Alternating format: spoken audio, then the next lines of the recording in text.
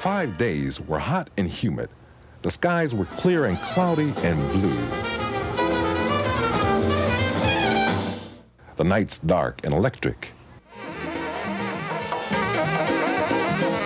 The air smoky with the essence of food on the grill.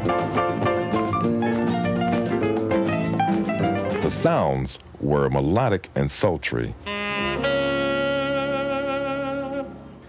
In a word, the ambience was jazz, Detroit style. It was the Labor Day weekend, 1991, and we were at the Miller Lite Montreux Detroit Jazz Festival.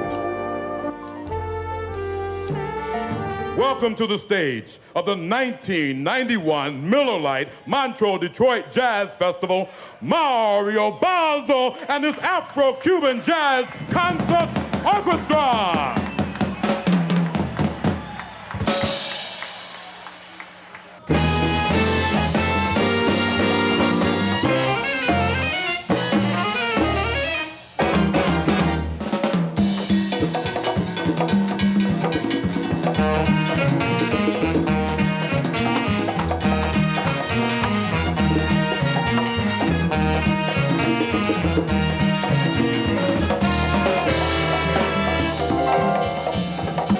Jay McShann and the Jimmy Wilkins Orchestra.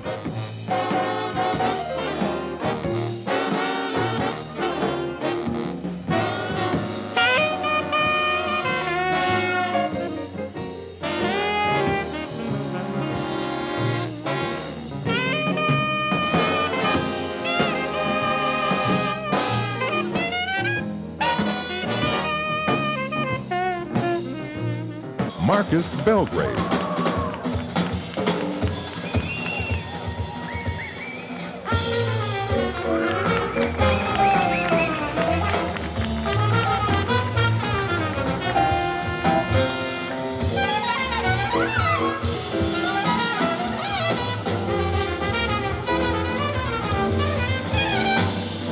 Ken Kellett.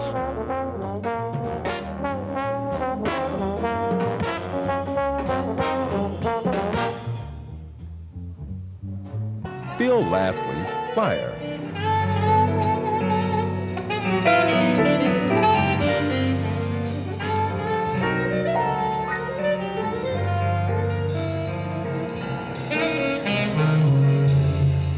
Alvin Jones.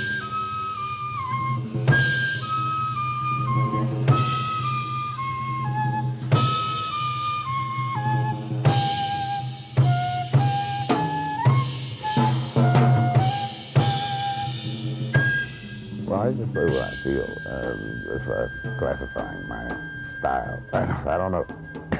I don't know if I have a style. The Sun Sounds Orchestra.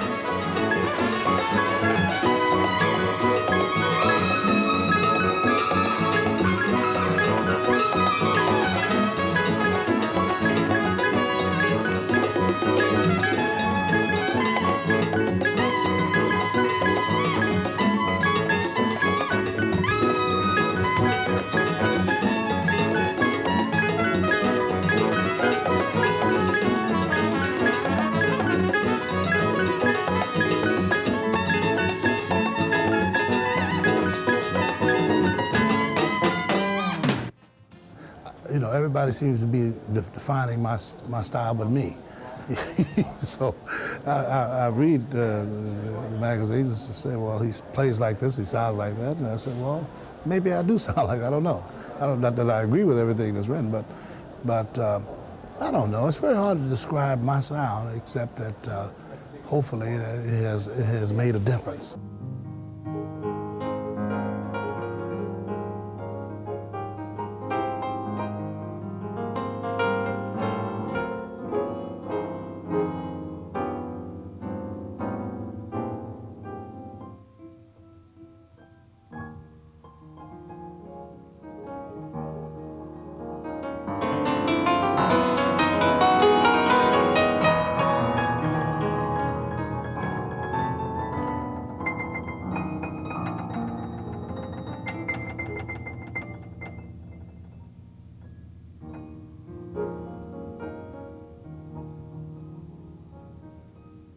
lot of young musicians start out, young keyboard players start out playing electronic keyboards before they start playing acoustic piano.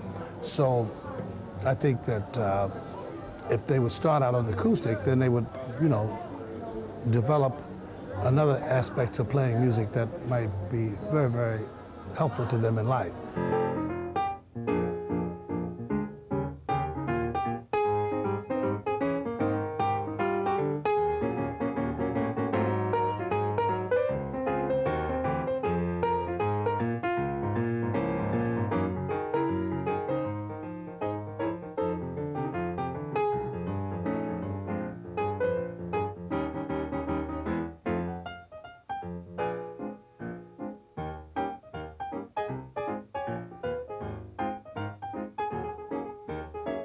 One of the most valuable things, I remember I was talking to Count Basie, the one time I was fortunate enough to meet him, and I asked him, I said, well, when did you start working on becoming Count Basie, you know, because I had no idea of how these things work, and he said to me, well, I never worked on that. Ultimately, I just sifted out things that I liked, and I kept things that I liked, and I got rid of things I didn't like, and I guess over a period of time, that became what people thought of as Count Basie, but as far as he was concerned, he always was that.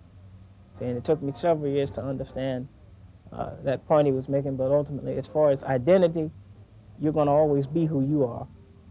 Whether other people can tell or not, or whether that has any real merit or value for anyone else, of course, is another question, because that depends on how knowledgeable and how connected you are with the history of the music. But ultimately, the most important thing is to add to your identity the identities and the achievements of the prominent people in your legacy. And I think that's the best advice I ever got.